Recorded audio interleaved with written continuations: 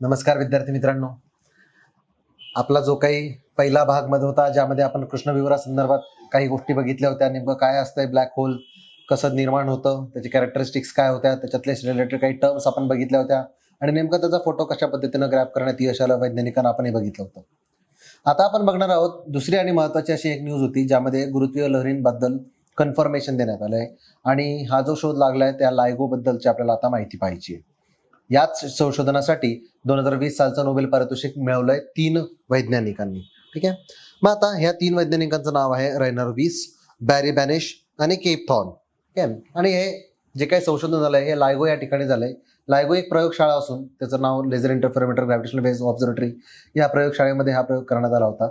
या 2 ठिकाणी एस्टॅब्लिश केलेली लायगो आहे, east and west borders of USA, जेणेकरून काय होईल की वेगवेगळ्या ठिकाणी कन्फर्मेशन येईल की खरंच स्पेस टाइम कॉम्प्लेक्स बेंड झालंय का नाही.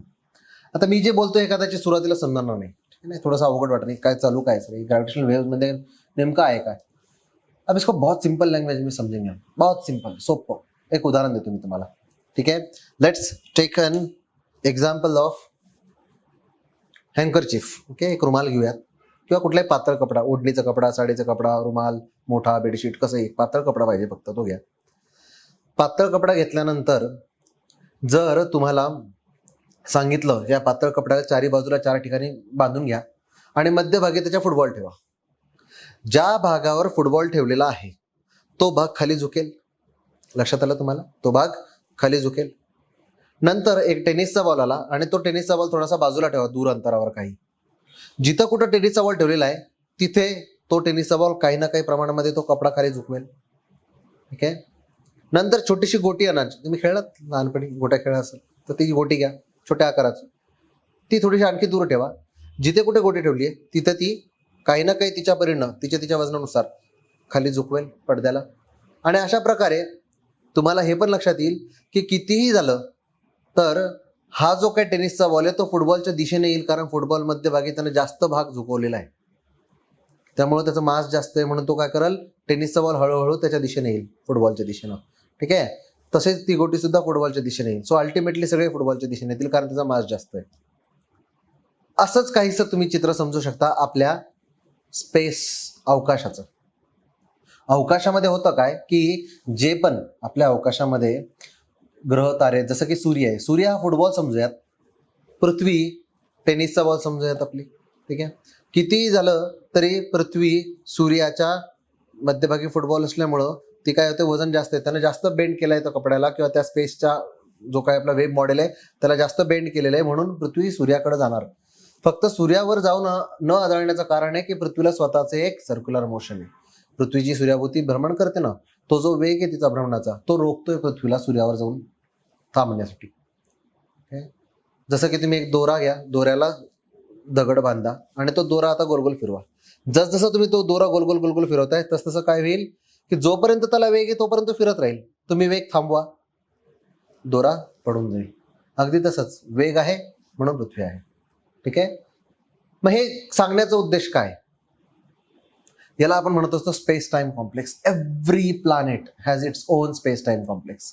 प्रत्येक ग्रहाचा, प्रत्येक ताऱ्याचा, प्रत्येकाचा एक स्पेस टाइम कॉम्प्लेक्स आहे.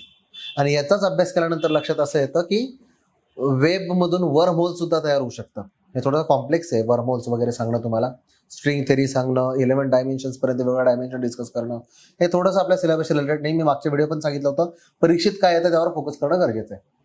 बट ॲज ऑफ नाऊ लक्षात ठेवूयात की या स्पेस टाइम कॉम्प्लेक्स जो प्रत्येक ग्रहाचा आहे, या स्पेस टाइम कॉम्प्लेक्सचा बिघडवण्याचं काम किंवा तो बदलू शकतो कधी, फक्त एकाच सिच्युएशनमध्ये, जर खूप मोठ्या प्रमाणामध्ये अत्यंत भव्य दिव्य अशा ताकदीच्या गुरुत्वीय लहरी आल्या तर आणि तरच हा बदलू शकतो स्पेस टाइम कॉम्प्लेक्स.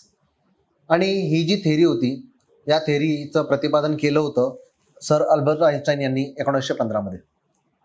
बघा 1915 त्याने ज्यावेळी थेरी दिली त्यावेळी जगांनी त्या तत्कालीन जेवढे काही फिजिक्सचे मोठे मोठे महान वैज्ञानिक होते, एकाच काळातले बरं का, तुम्ही जर बघितलं नेल्स बोर, होमी बाबा, अल्बर्ट आइन्स्टाईन समकालीन आहेत जर पाहायला गेलं तर.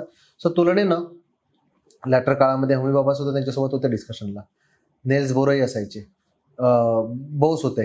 ओके. सो असे भरपूर सायंटिस्ट होते एका काळात. त्या बऱ्याच वैज्ञानिकांनी त्यांच्या या कन्सेप्टला नाकारलं नाही म्हणे.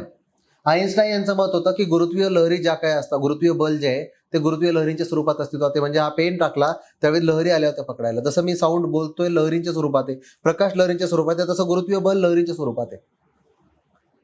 आणि आईन्स्टाईन यांच्या मते हे कधी शक्य होईल, जर अशा खूप मोठ्या प्रमाणातल्या लहरी, खूप जास्त ताकदीच्या लहरी पृथ्वीपासून जातील, तेव्हा ते प्रूव्ह होईल.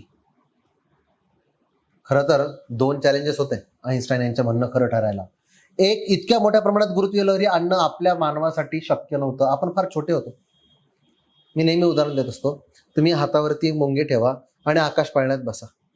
त्या आकाश पाळणं समजतं तुम्हाला, त्या आकाश पाळण्यामध्ये जर तुम्ही बसला तर त्या मुंगीला कळत नाही ती आकाश पाळण्यात आहे, तिच्यासाठी हेच जग आहे. पण मुंगीपेक्षा बारीक बारीक बारीक जर जितका बारीक जीव घेणार त्यासाठी तर तेवढं जग असतं, त्याला तर काहीच कळत नाही कुठं काय. तसं आपल्याला समजत नाही. Earth rotates around itself with a huge speed, thousands of kilometre per hour, आणि आपल्याला त्याची कधीच जाणीव होत नाही, कारण we are too small to understand this. त्यामुळं आईन्स्टाईन यांनी जे प्रतिपादन केलं होतं ते सत्यात उतरणं जवळजवळ अशक्य गोष्ट वाटत होती. पण तरी सुद्धा आईन्स्टाईन यांच्या मताला ग्राह्य धरून अमेरिकेमध्ये 2 ठिकाणी लायगो नावाची एक संस्था स्थापन करण्यात आली होती. तिचं नाव laser interferometer gravitational waves observatory, LIGO. आणि या लायगो नावाच्या संस्थेनं काय केलं की वारंवार विश्वामधनं जे काही येत आहेत लहरी, जर कधी आल्याच बाय चान्स, आणि इन केस आपल्या पृथ्वीचा जो काही स्पेस टाइम कॉम्प्लेक्स आहे तो त्याला जर धक्का लागला, त्याला जर बदल झाला त्याच्यामध्ये, तर लगेच निरीक्षण नोंदवता येतील अशी तयारी करून रेडी राहिले आणि वाट पाहत होते कधी येतील लहरी. तर बघा आईन्स्टाईनच्या मतावर किती विश्वास होता. आणि हे वाट पाहत असताना एक दिवस आलाच, आणि त्या दिवशी म्हणजेच 15 सप्टेंबर 2014, 14 सप्टेंबर 2015 या साली, 14 सप्टेंबर 2015 या साली काय झालं की अल्टिमेटली तुम्हाला सापडल्या लहरी आलेल्या, आणि या लायगोने या लहरी डिटेक्ट केल्या. ठीक आहे. आता या लहरी आल्या कुठून, काय आल्या तो प्रश्न वेगळा, परंतु त्या लहरींना नाव देण्यात आलं होतं ग्रॅव्हिटेशनल वेव्हज 150940. ठीक आहे. म्हणजे या लहरींना नावच तसं दिलेलं आहे, त्यामुळे नावाला पाठ करताना घाबरायची गरज नाही, ओनली डेट इज देअर. मग या लहरी आल्या आणि त्या सापडल्या आपल्याला, आणि कन्फर्म झालं की गुरुत्वीय बल हे लहरीच्या स्वरूपात अस्तित्वात आहे. आईन्स्टाईन म्हटले होते ते खरं आहे. याला तर खरं अजून सविस्तरपणे आपण वर्गात तर एक्सप्लेन करतोच. इथं मी मुद्देसूदपणे एक महत्वाचा मुद्दा सांगाल जो आपल्या लेक्चरशी संबंधित आहे, तो म्हणजे लहरी निर्माण होण्याचं कारण हे ब्लॅक होल्सच्या कोलिजन आहे, आणि आपला जो टॉपिक आहे तो ब्लॅक होल्सचा आहे. सो ब्लॅक होलच्या ज्या काय टक्कर झाली होती 13.4 बिलियन इयर्स अगो, विश्वाच्या उत्पत्तीच्या वेळी जवळजवळ तुम्हाला असं म्हणता येईल की तिकडं ब्लॅक होल्स 2 मोठ्या कृष्णविवरांची टक्कर झाली होती, आणि हे कृष्णविवरांचे टक्कर होणं त्यातनं गुरुत्वीय लहरी निर्माण झालेल्या त्या आत्ता कुठं पृथ्वीवरून पोहोचल्या, पृथ्वीकडनं गेल्या, विश्वामध्ये चालल्या होत्या त्यात पृथ्वीकडनं गेल्या. म्हणसाल मग ब्लॅक होलची टक्कर, ब्लॅक होल एवढं सामान्य, मग काय होत असेल त्यांचा, ब्लॅक होलची टक्कर झाल्यावर काय होत असेल, कोलिजन ऑफ ब्लैक होल क्या करेगा, क्या हो, क्या कौन सी एनर्जी निर्माण जनरेट होगी उसमें से, या फिर क्या होगा.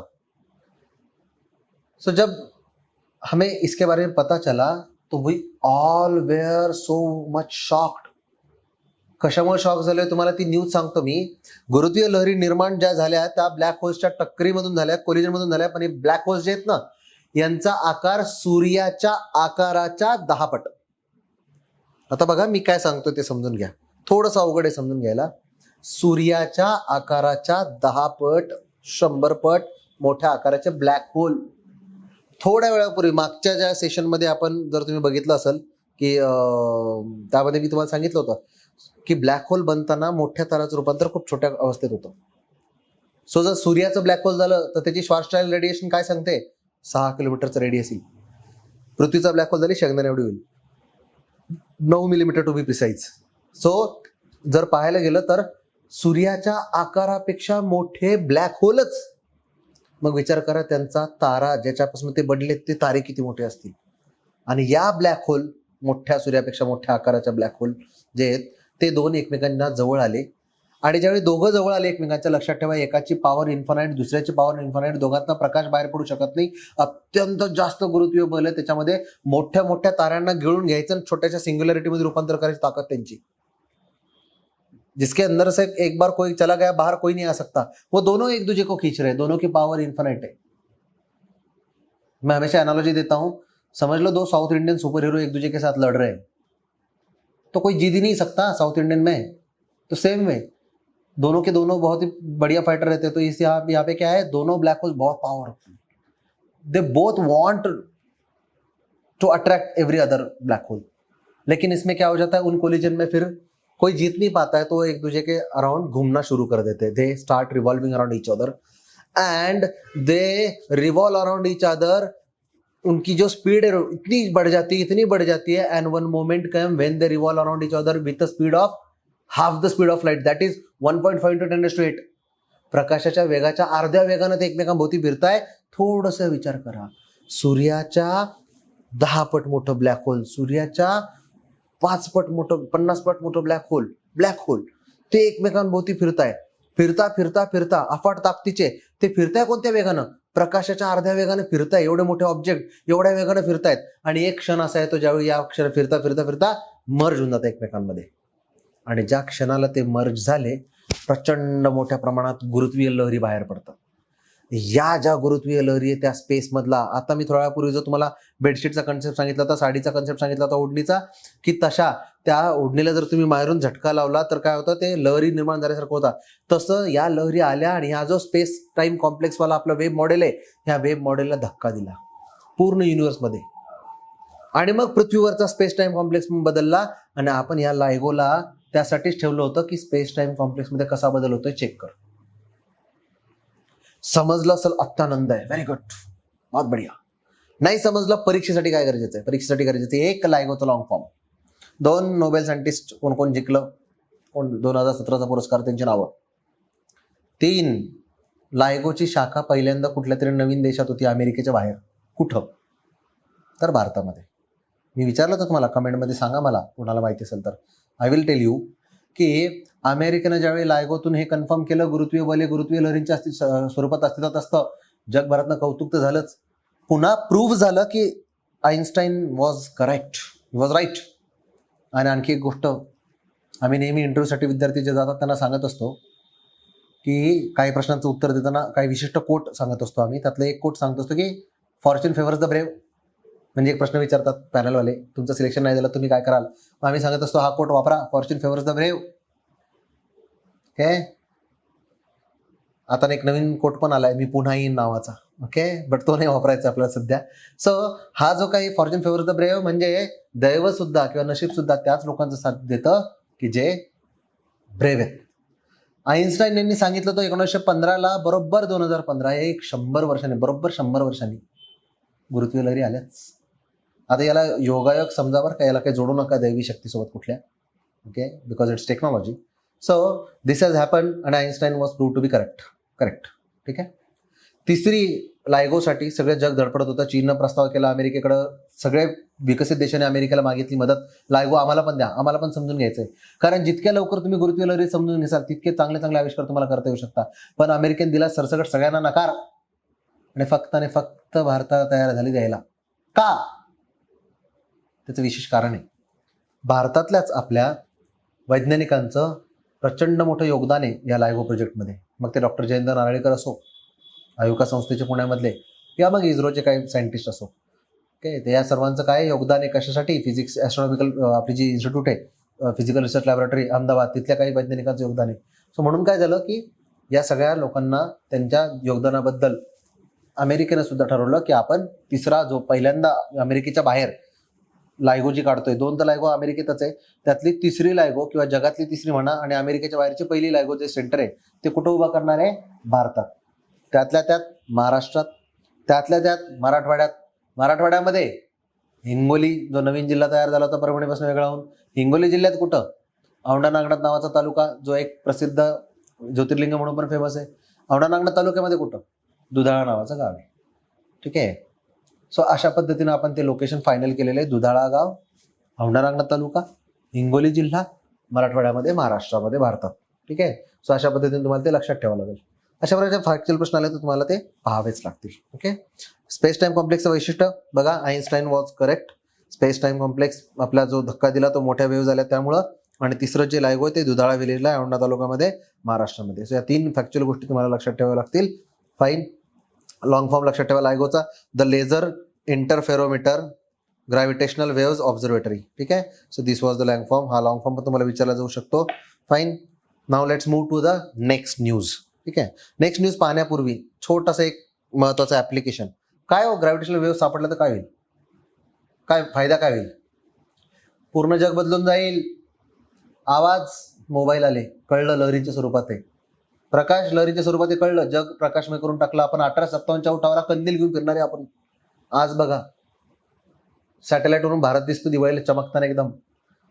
सो हे रिव्होल्युशन कशामुळे झालं? टेक्नॉलॉजिकली आपल्याला कळलं वेव्हच्या स्वरूपात आहे. उद्या जर आपल्याला कन्फर्म झालं गुरुत्वीय लहरी, कन्फर्म तर झाल्याच, पण अजून त्याचं स्वरूप नाही माहिती ना. Whether they are mechanical waves और दे आर इलेक्ट्रोमैग्नेटिक वेव्स और whether they are seismic waves, whether they are म्हणजे उनका कॉम्प्रेशन रेअरफॅक्शन तयार करता है का, क्रिस्टॉफ तयार करता है का, त्याची फ्रिक्वेन्सी काय असते, एम्पलीट्यूड काय असते, वेवलेंथ काय असते, all other properties are yet to be discovered. अभी कुछ नहीं पता हमें उसके बारे में. ठीक है, लेकिन जैसे ही पता चलेगा यू कैनॉट इमेजिन, इंसान बिल्कुल एक नई दुनिया खड़ी कर देगा. ठीक आहे, विचार करा, फॅन लटकतोय, त्याला गुरुत्वीय लहरी बोलवत आहे. जर या लहरींचं रूपांतर आपण विद्युत चुंबकीय लहरीमध्ये किंवा इलेक्ट्रिकल एनर्जीमध्ये करू शकलो तर फॅन फक्त बाय व्हर्च्यू ऑफ हँगिंग, तो लटकतोय म्हणून फक्त फिरत राहील, विजेची गरज नाही. हे मी सांगतोय आज करताना, आज या वयात पडताना थोडंसं अवघड पटणार नाही तुम्हाला, कारण पुढचं जग फार सुंदर आहे. वी डोंट नो पुढं कुठंपर्यंत काय काय कोणत्या प्रकारचे शोध लागतील. छत्रपती शिवाजी महाराजांनी कधीच विचार नव्हता केला 500 वर्षापूर्वी की बंदुकीच्या पुढचं पण काहीतरी शस्त्र येईल, मिसाईल्स येतील, अणुबॉम्ब येतील, न्यूक्लिअर रिॲक्टर येतील, असे विमान हवेतून उडून हल्ला केला जाईल. In never thought. त्या काळामध्ये नव्हतं. 500 वर्षानंतर आज एवढं जग बदललंय. मोबाईल फोन काय, टेक्नॉलॉजी काय वापरतोय आपण, हे व्हर्च्युअल लेक्चर्स काय, हे सगळं बदललंय. तसंच तुम्ही पण इमॅजिन नाही करू शकत पुढच्या 500 वर्षानंतर काय होईल.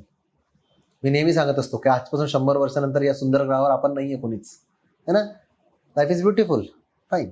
असो, that was very philosophical. Let's go and move ahead to the next news, that is white dwarf escape from the attack of black hole. White dwarf म्हणजे काय असतं थोड्यापूर्वी रिव्हिजन करून देतो मी तुम्हाला. ताऱ्यांचे खूप सारे प्रकार असतात. त्या ताऱ्यांपैकी एक प्रकार आहे कोणता, की जेव्हा तारा एखादा सूर्याच्या साईजचा तारा आहे तर त्याचं वरचं मास निघून जातं, त्याचं वय होत चाललं, त्यावेळी त्याची काय होते, एनर्जी भरपूर निघून जाते. आता सूर्यामध्ये सांगतो, सूर्यामध्ये किती आहे, पहिले सगळा हायड्रोजनचा गोळा होता सूर्य. हायड्रोजनची रिॲक्शन होते आणि हेलियममध्ये रूपांतर होतं त्याचं. न्यूक्लियर फ्यूजन रिएक्शन म्हणतो आपण त्याला. न्यूक्लियर रिएक्टर है तो, फ्यूजन रिएक्टर है. सो न्यूक्लियर फ्यूजन रिएक्टर से क्या होता है, वहां पे हाइड्रोजन का कन्वर्जन हो जाता है हेलियम में. अब तक मतलब 5.6 बिलियन ईयर्स हो गए सूरज को जन्म लिए हुए, तो तब से लेके अब तक कितना गया है पता है? अभी बचा है हाइड्रोजन कितना, 91.8%. 8% बना है हेलियम और 0.2% अदर गॅसेस है. सो एवढ्या वर्षात किती झालं त्याचं, 8% कमी झाला है काय, हाइड्रोजन. ठीक है, जब ये खत्म होने को आएगा फ्यूएल, तब क्या हो जाएगा, उसका बहुत सारा मास निकल जाएगा एनर्जी का, और उसका बीच का कोर रह जाएगा, छोटा सा पोर्शन. उसे हम कहते हैं व्हाइट डॉर्फ, क्योंकि सूरज एक मिडल साइज स्टार आहे, छोटा तारा आहे. जर मोठा तारा जर घेतला तर त्याचा जो क्रक्स राहतो त्याला न्यूट्रॉन स्टार म्हणतात. आता आपला छोटा तारा आहे म्हणून त्याचा जो क्रक्स राहील तेव्हा त्याला म्हटलं जातं व्हाईट डॉर्फ. आता व्हाईट डॉर्फ म्हणजे काय, की खूप मोठा सूर्य होता, एकीकडे सगळा भाग त्यातून निघून गेला, खूप छोटासा पोर्शन उरलेला आहे. तो छोटासा पोर्शन डेन्सिटी त्याची खूप जास्त असतो, डेन्सली पॅक्ट असतो, इतका पॅक्ट असतो की त्याच्याकडनं सहजासहजी काही सामान वडणं घेऊ जाऊ शकत नाही. कारण ऑलरेडी देखो ना, हम कहते हैं ना, उसके पास खोने के लिए कुछ भी नहीं है, वो बहुत तरक्की करता है क्योंकि उसके पास खोने के लिए कुछ नहीं है. इन द सेम वे हा जो काही व्हाइट डॉर्फ है उसके पास खोने के लिए कुछ नहीं था. एक जमाने में वो भी बहुत बड़ा स्टार हुआ करता था और उसका पूरा स्टार निकल गया. अब वो छोटा सा बचा है.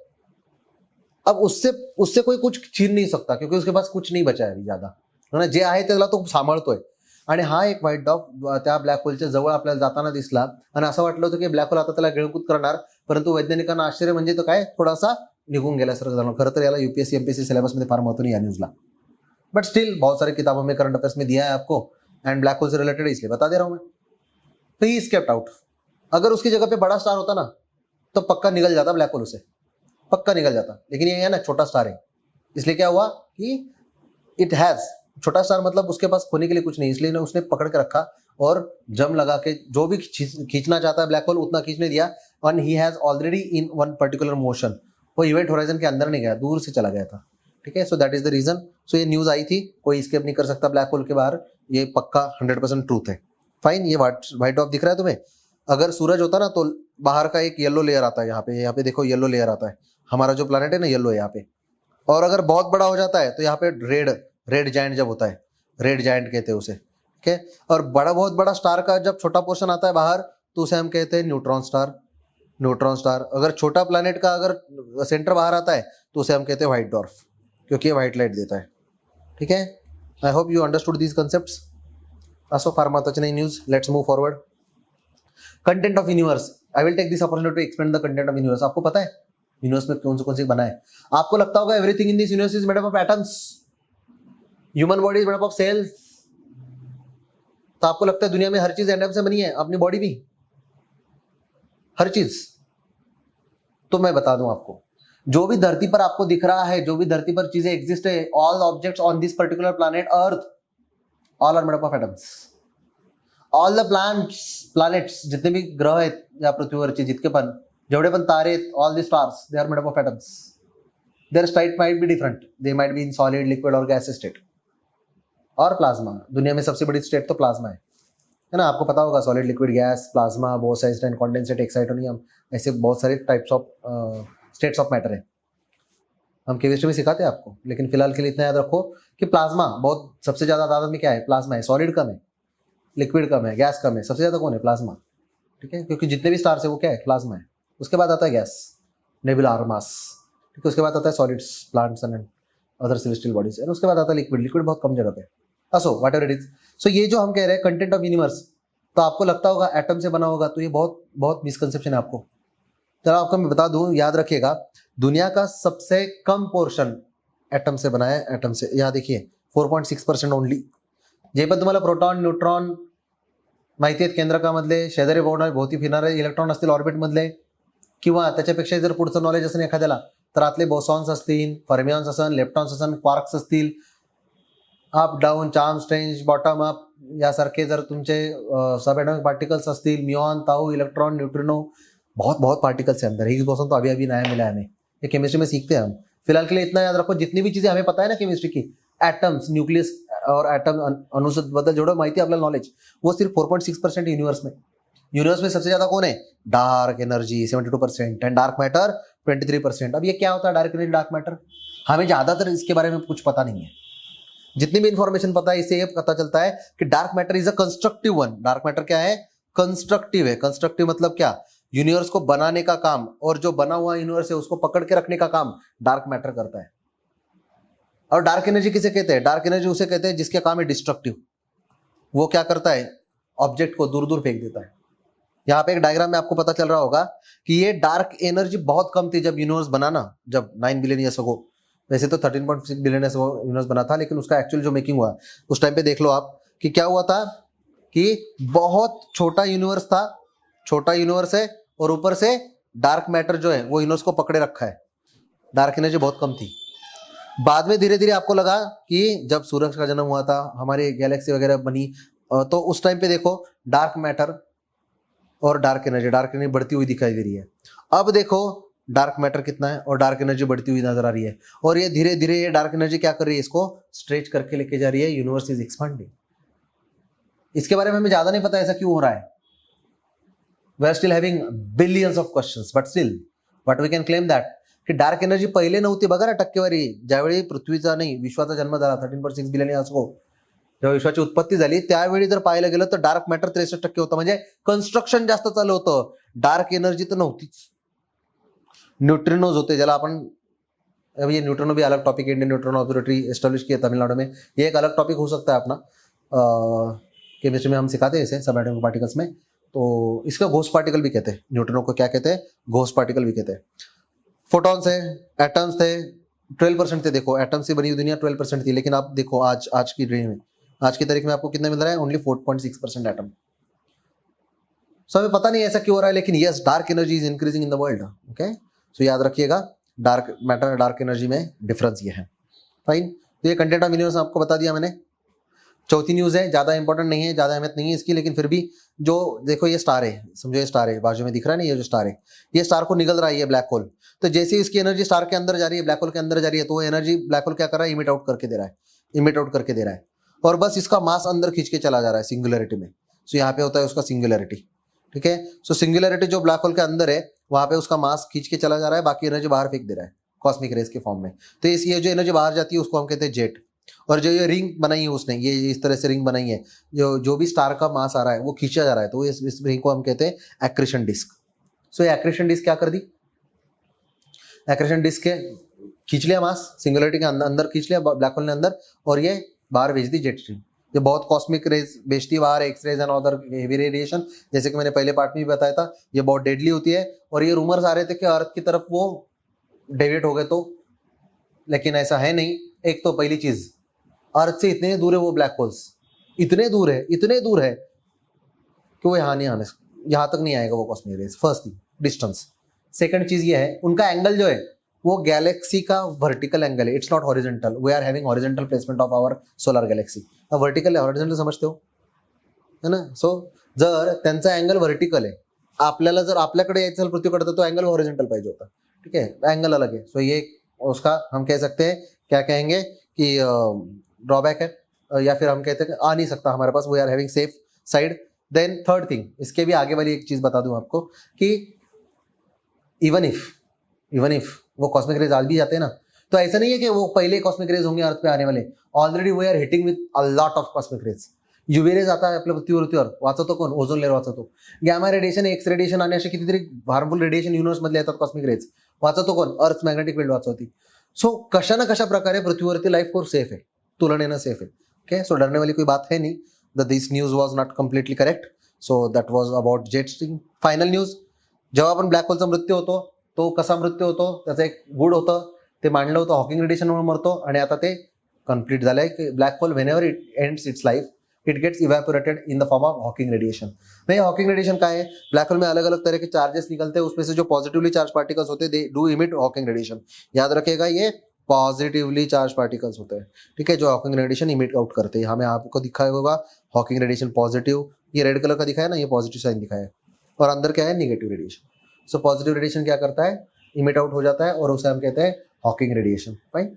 सो ये हॉकिंग रेडिएशन के बारे में और ज्यादा डिटेल में पढ़ेंगे तो सिलेबस को उतनी जरूरत है नहीं, बस इतना याद रखना ब्लैक होल कैसे डिस्ट्रक्ट होते हैं, तो हॉकिंग रेडिएशन इमिट करते हैं। या फिर Hawking radiation was in the news recently, it is related to, तो ऑप्शन में आपको ढूंढना पड़ेगा death of a black hole और ब्लैक होल इवेपोरेशन, ठीक है। अगर ऐसा आप तैयारी करोगे तो दैट विल बी इनफ। यहाँ पे देखो कुछ फन फैक्ट्स बता दूं आपको, अगर ब्लैक होल का खत्म होना है, डेथ होना है, तो आपको पता है तकरीबन डेथ ऑफ ब्लैक होल में इट विल रिक्वायर 1, अब ये जीरो गिनो भाई, आप लोग ही गिनो कितने जीरो है, दिखो गिनो, 1 2 3 4 5 6 7 8 9 10 11 12, कितने गिनो, उतने साल लगेंगे 0.00001% ऑफ ब्लैक होल का मास डिस्ट्रक्ट करने में।